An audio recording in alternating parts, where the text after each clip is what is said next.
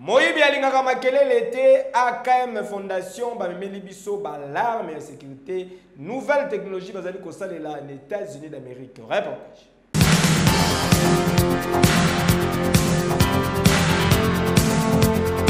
Congo Kinshasa enfin bokoki kolala na kimia esili fini makambo ya kotia banzungu pe mifini kuna sima ya baporte avant ya kolala po AKM Fondation bamemeli bino solution ya sécurité pour na bandaku na bino à travers ba multiples dispositifs ya ba alarme GPS antivol oyo bazali kobenga moyibi alingaka makelele te, facile à installer pe ezali ko garantir bino sécurité absolue pour na ba bureau na bino, ba shop, ba chambre pe ba établissement mobimba. Ezo facilité biso logo na domaine ya sécurité ata naza na porte ndenge ba bureau ezebele awa soki moindre kaka signal nango ebeti ata naza na porte na ko précipiter mbala mona ba iloko ni lingo sala makuna nani asimbi porte nana nga fongoli porte bako sabino te oyo suka na idéologie ba témoignage ezali. Ça ce sont des antivols et ça nous aide, ce sont des perfections de sécurité.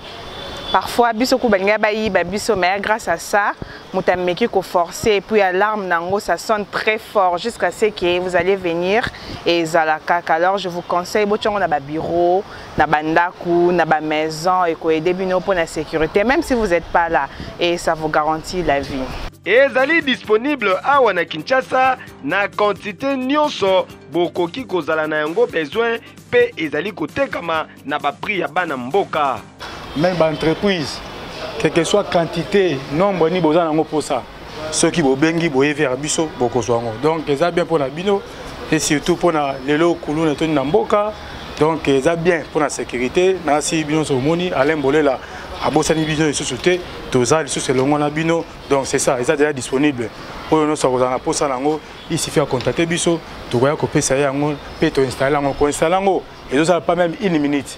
Ce qui te tient, se sentir que comme la sécurité. Bakondi ya mboka balamusele biso IGF pona kokanga bato maboko milai na kesi ya l'État kasi AKM Fondation bayeli biso suka na matos nouvelle technologie oyo bazali kosalela tina États-Unis d'Amérique pona sécurité na biso pe babien na biso. Bonjour la famille Fondation AKM.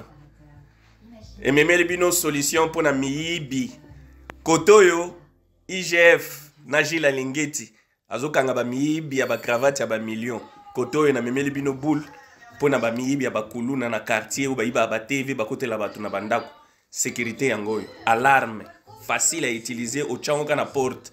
Coin. Souvenez-vous, moyibi alingaka makilele te. Qui dit mieux? Hey Kejo.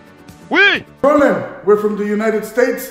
AKM Foundations brings this opportunity for a new product we have online.